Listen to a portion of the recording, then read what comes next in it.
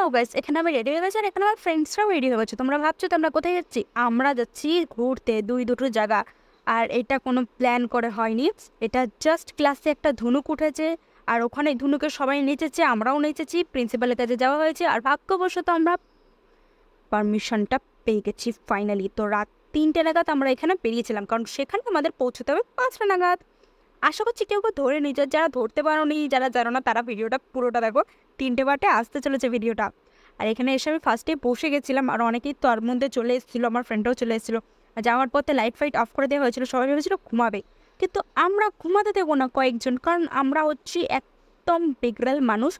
রাতের বেলায় বাসে করে যাচ্ছি, ঘুমানো হবে তো নাচ হবে। তো ভালো লাগে না